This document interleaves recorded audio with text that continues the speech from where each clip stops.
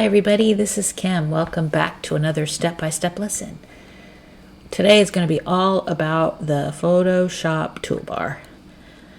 It will not be exciting to you if you've already used Photoshop and know how to use the program, but for those that are just getting started, I thought it would be helpful to kind of show a little bit why the toolbar is laid out the way it is and what some of the functions are before you start diving in and start to create something.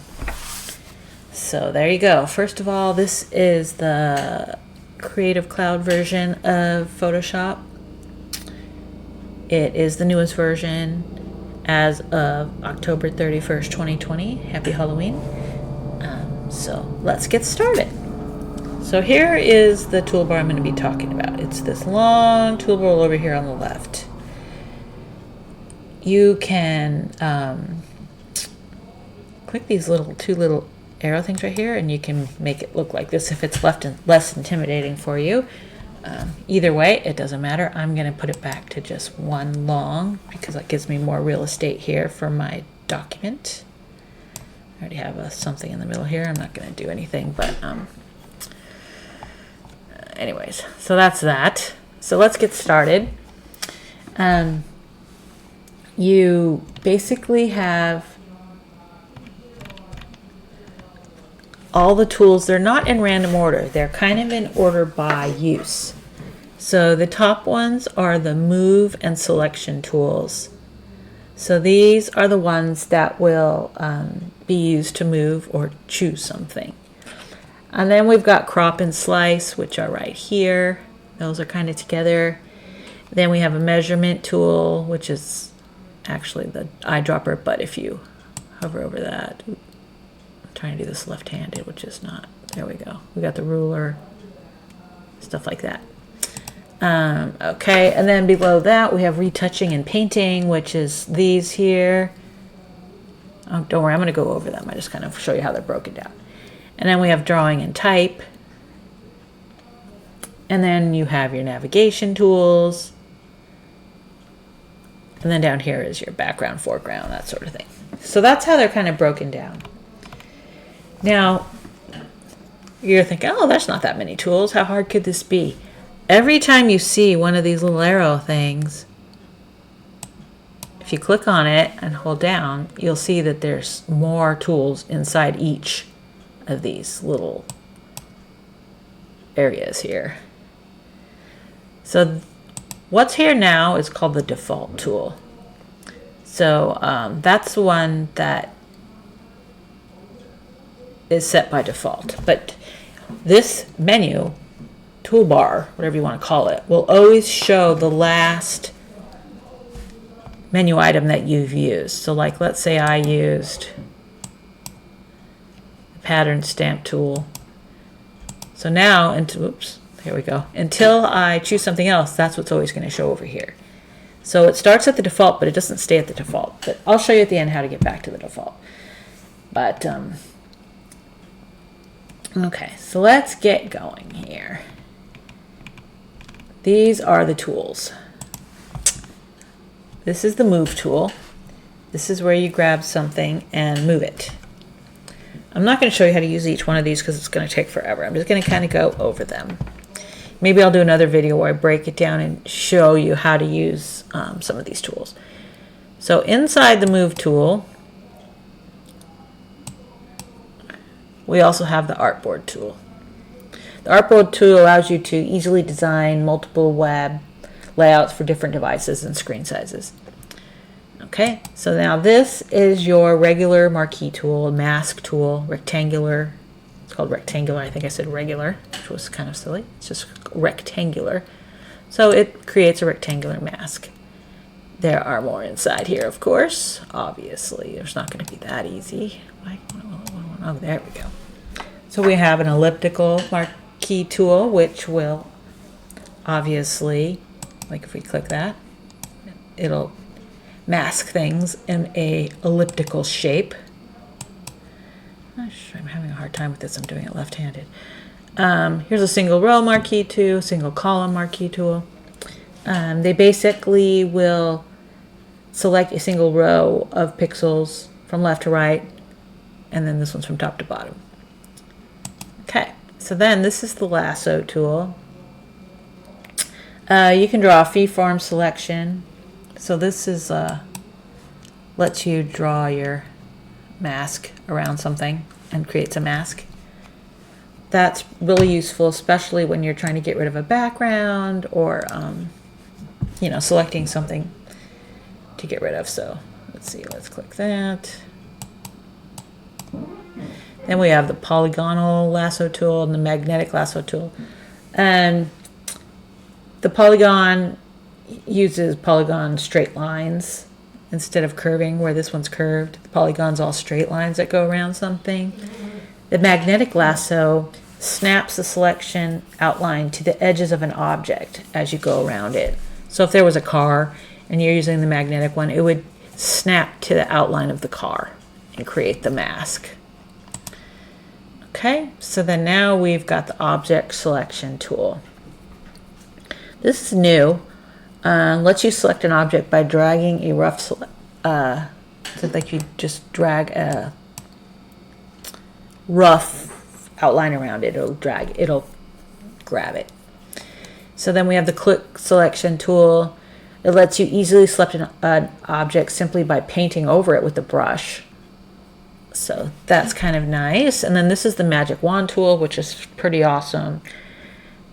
It lets you select areas of similar color with just a click. So you just click on it, and if you wanted all the bright blue things in a picture, you'd click on that and it would highlight all the bright blue things. This is a crop tool, which I'm sure you have seen before, to basically crop out things from the image that you don't want. So then we've got the inside of there, there's more. I really should move this mouse. There we go. Perspective crop tool crops an image and fixes distortion. So like if something was a little out of proportion, it would help you get it back to a square, let's say, and it was a little out. It'll help you get it back to square. The slice tool divides an image or layout into smaller sections, which is nice. And here's the slice select tool. It lets you select the slices that you created with the slice tool. And then this is the frame tool. This is pretty new. It lets you place images into shapes, like a predefined shape. So like if you had, like what did it show you, a cup there? So it makes it, you can make the image fit in the middle of the cup. So that's kind of cool. Okay, this is the eyedropper tool, which lets you sample colors. So look at the little demo there. See the bird, how it's picking the colors, and it puts them down here. So if you have an image here, you put the eyedropper over a part of the image and it becomes either the foreground or the background color, rather than trying to figure out what a color is by using a swatch or typing in a code. So that helps a lot. The 3D material eyedropper tool, it's the same thing, but it samples materials instead of just colors. Here's a color sampler tool. Displays color values for the selected sample of an image. So it gives you the, over here, you would have the color information. So if you wanted to write it down and keep it for future use, so you always use the same color, that would be in there. Come back. Oh my goodness. Why is this not working? There we go. Okay, now we've got the ruler. It's pretty obvious. That measures things. You just drag it onto your image and see what size something is. Here's a note tool. Allows you to attach text-based notes to your document. They become notes. They're not part of your document, but they're on the document. So you could put notes on here, and then if someone else opened it up, they could read your notes and know what you were doing. It's pretty useful. Here's a count tool. Manually count the number of objects in an image, or to have Photoshop automatically count multiple selected areas. So I have never used that, but it sounds pretty cool. So this is the spot healing brush. It quickly removes blemishes and spots inside of your image. Oh my so sorry. I should really move this mouse, but I have to totally redo my desk to get it over there. Okay, my husband's left-handed and I'm using his computer. Okay, so healing brush tool lets you repair larger problem areas in an image by painting over them. And then here's a patch tool.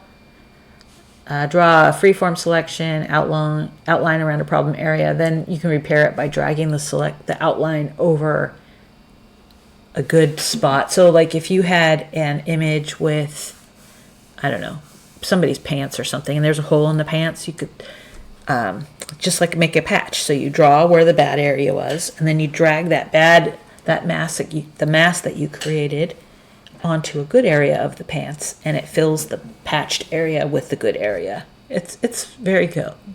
It's easy to use and it works well.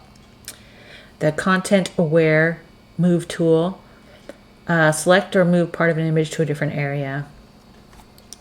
And that's just pretty self-explanatory. Red eye tool, I think you all know what that is. It removes the common red eye problems in photos when you use a flash and you've got like this red thing inside of your eyes. This is the brush. Whoops, trying to do this again. So I'm trying to click this little arrow. There we go. Okay, the brush tool, primary painting tool, it's pretty straightforward. Then here's a pencil tool, which is a pencil, which basically works like a paintbrush, but you're using a pencil. Color replacement tool. Easily replace the color of an object with a different color. And here's the mixer brush tool, which, unlike the standard brush, the mixer brush can simulate elements of a real painting, such as mixing and combining colors. It even makes it look kind of wet, which is kind of neat. Okay. This is the, what's this called? Oh, I mixed it. I'm like, that's not the clone tool. I'm sorry, I have a list over here, so make sure I go in order. Okay, so that is I remember I changed it. It was the clone tool. The clone tool is the default. Let's go back to that.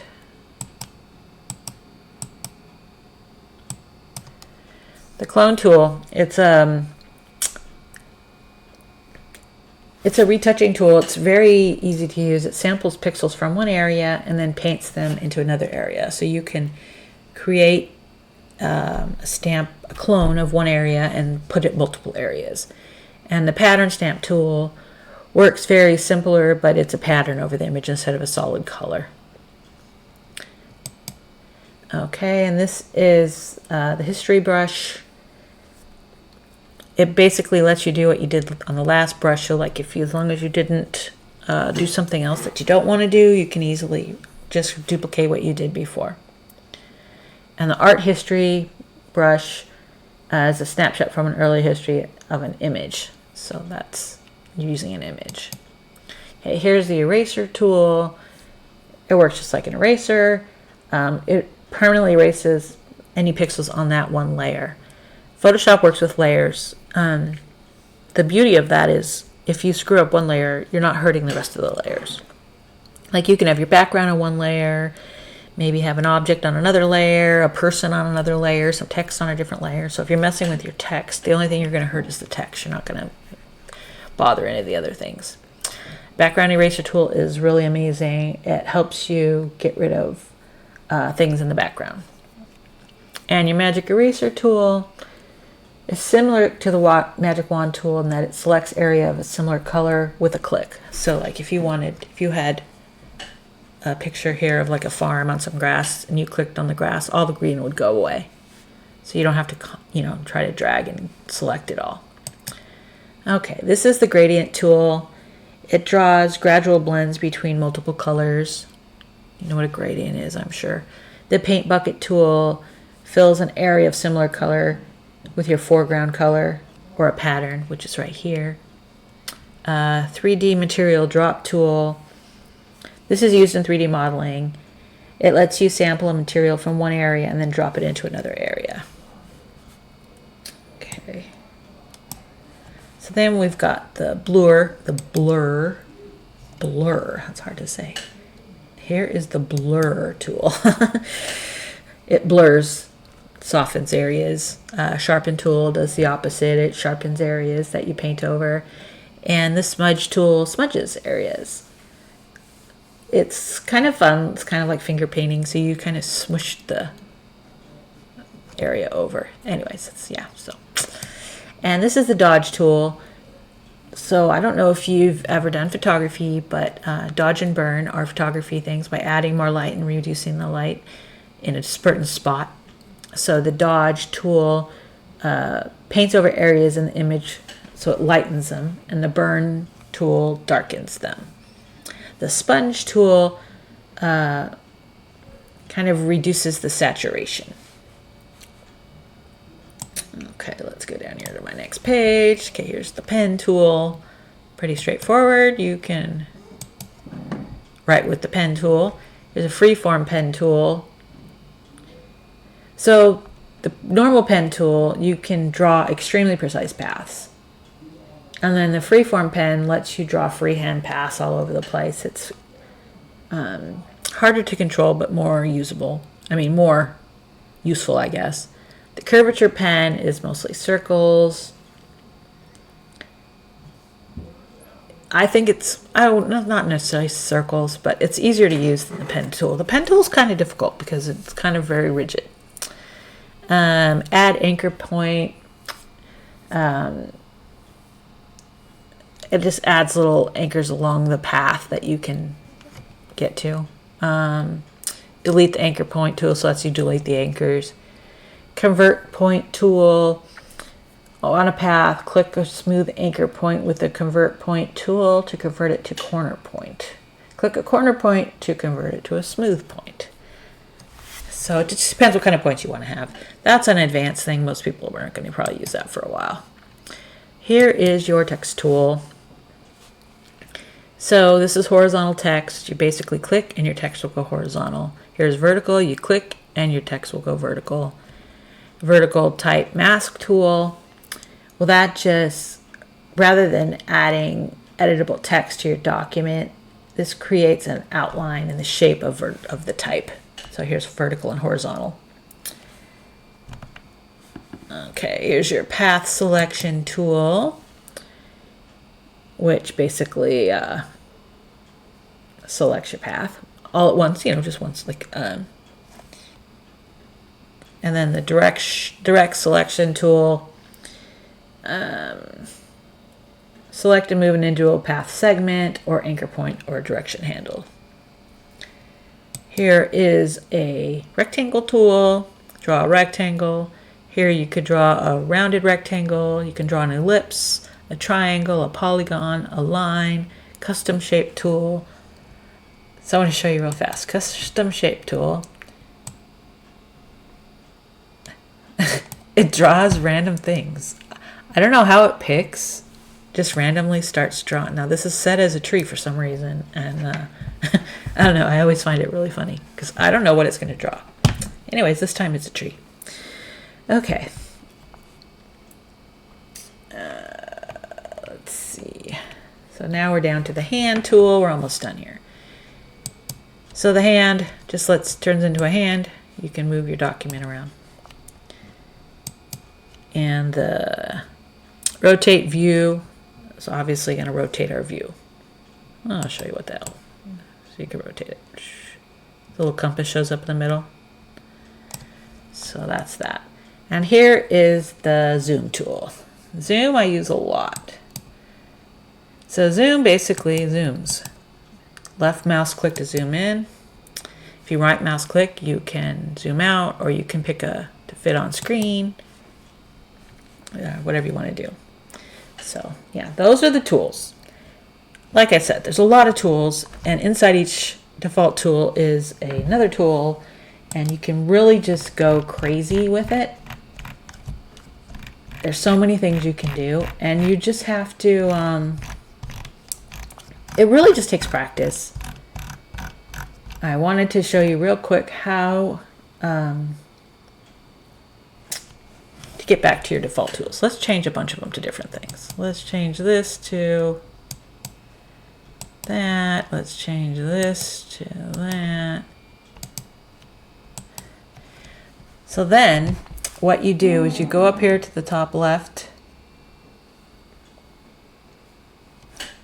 Let me see, Bryson. Did I forget something? I don't think so. Okay, I just want to make sure I was going through everything I wanted to. If you right click, this right here. So when you go here to this one, so whatever you have highlighted will be right here. So if I click that, that goes there. If I click this, that goes there. So just click whatever, and you go this little arrow right here. Oops. Right mouse click on it and say reset all tools. And then click left. And it says reset all tools to default. Yes. So now it's going to put them all back. Takes a second. So now they're all back to the default tool. So even though we changed some of them, it went back to the original. It took me forever to learn how to do that. It was so aggravating. So I'd go over here and click and put them all back, just because when you're working on a document, it's hard to remember where things are. There's so many different tools. So like, oh God, where is that? It's, you know, you have to think about it a little bit, but I kind of know where they are based on the default tool, where if I change the tool, I may not know where it is immediately. I'll have to click around a little bit. So anyways, that's the toolbar. I know that's kind of boring and I didn't really show you how to use them. I just kind of wanted to tell you what they were. I'll do another video and show you how to use each of the tools. But that's it for today. Anyways, hope you learned something. If you like this video, please click like and don't forget to subscribe. Thank you.